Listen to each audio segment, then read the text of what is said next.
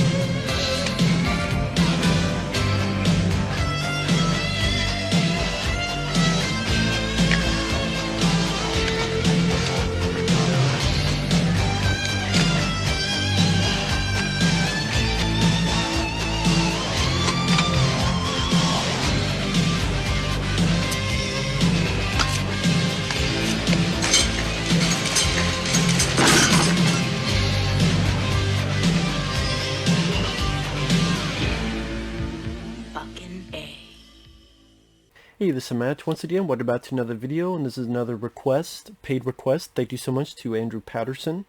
If anyone wants to send a request for pretty much any type of video, you just send them either directly to my PayPal or join my Patreon. Both things are down below in the info box. Now, this is for Stranger Things Episode 1. I know I'm like the last guy on Earth to have seen Stranger Things. And I've seen at least the first episode. And I liked it. I will admit I liked it. Yeah, this will be spoilers, because again, I'm like the last person on Earth that's seen the show. But, based on the first episode, I liked what I saw. I liked the way it did the 80s aesthetic. Thought it did much better than, say, Wonder Woman 1984 or other pieces of entertainment that has done this. Because it has that feeling, aesthetic, the synthesizer score, little trinkets like the kids playing the old school RPGs, the John Carpenter's The Thing poster in the background, stuff like that. But it's not either winking in the camera every 5 seconds, or they reference it in one or two scenes and then they forget about it. It's a nice balance. And I thought it did a nice job establishing the characters, this group of kids. One has a little bit of a lisp thing in his mouth.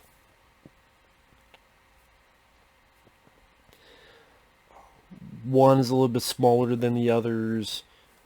Obviously, because it's the first episode, don't know a whole lot about these characters. But you got their story. You got this thing going on with a lab with the flickering lights. Granted, the very first shot, I thought it was extremely predictable. Where I'm like, I know the monsters. Because it's a guy running, he gets into an elevator. I'm like, the monster's up top, right? Yep. I'm like, okay, that was predictable. I went, oh, okay, I don't mind the way it's being shot, but is it going to be as predictable as this? But it got better after that. Like I said, the kids were likable. They were not irritating or annoying. At one point after doing this RPG session, they leave. And again, the score is very nice. I like the synthesizer score. It has a John Carpenter type of feel to it. And, of course, even the opening titles, the way the titles come up, they're titles that you would see in like a Stephen King book. That type of font. And one of the kids, they're chased by something, they get into the shed. I thought it was nicely directed. You don't see the monster, of course you're not supposed to see it because I'm pretty damn sure they gradually will let you know what that looks like eventually. Don't shoot your wad in the first get-go. And this light bulb's getting brighter and brighter, then boof, the kid disappears. Winona Ryder is the mother of that missing kid, and I like Winona Ryder as an actress. I don't think she's always in the best roles, like Alien Resurrection, but I don't mind her as an actress. I thought she did a nice job showcasing her fear, it piling up more and more, where she gets in a frenzy. Because, of course, her kid is missing, so she's getting more and more frazzled, more and more desperate. Matthew Modine, he's in this from Full Metal Jacket. He's a guy who works at the lab, one of the head guys. And like I said, you have these stories where you have the group of kids, you have the one of the kids missing, and Winona Ryder and her older son trying to deal with that. You have David Harbour, who is the new Hellboy. I did definitely, even from this one episode, I'd say he does better here than that new Hellboy. He's a chief of police. You know he's got a past. He had a kid who died. So I did a little bit of dark sadness in his past. And then you have this little girl, who at first looks like a boy, because of the shaved head and such, but it's a little girl. She, of course, the same actress that would be in Godzilla, King of the Monsters, among others. She has escaped. You can tell she has powers, these mind powers. One thing I did like was they had this like big, dirty diner cook guy. I'm so glad they did not go with the typical, oh, he's a pedophile, he's a sick fuck. That was nice where, no, he's actually a really nice guy. Because in most types of movies or such, the way this guy looks, the way he's built, his occupation, they would just go with the typical, oh, little girl, maybe have some grits and some gravy, I'm gonna eat you up. No, they didn't do that. He's a decent, nice guy. So, which then makes what happens even more tragic. Again, this is spoilers, because I'm assuming most people have seen it.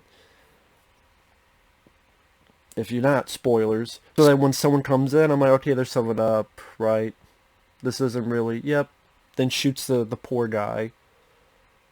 I liked some also the song choices. White Rabbit by Jefferson Airplane. When she's using her powers to get the fuck away. And like I say, it does a nice job establishing the characters. Also leaving you on the hook to want to see more. Where, boom, at the end, the three boys, their fourth friend has disappeared. The other three, they're in the rain looking for their friend. Of course, nothing's going on. Nothing has changed. And they find this little girl in the rain. And then, boom, ends. That'll lead into episode 2. So, yeah, I just say for a first episode, well done. Well done. You know, the characters seem likable. The look, the aesthetic seems on the money for what it's trying to do. Little nuggets of story that they can build up on later on. They don't give away the monster entirely, so you're not, oh, there's no more mystery, whatever. No, there's a certain sense of mystery that will be developed later on. The music, definitely on point. So yeah, it's a effective first episode. Like I said, a very effective first episode. So I don't know what else to say. I know it's a shorter video, but I just wanted to make it more to the point. I don't know, it took forever for me to see it, but at least the one episode. I haven't seen the others. But very nice. Very nice. So, with that said, thanks once again, Andrew Patterson. Everyone out there, take care. We'll see you guys later. Bye-bye.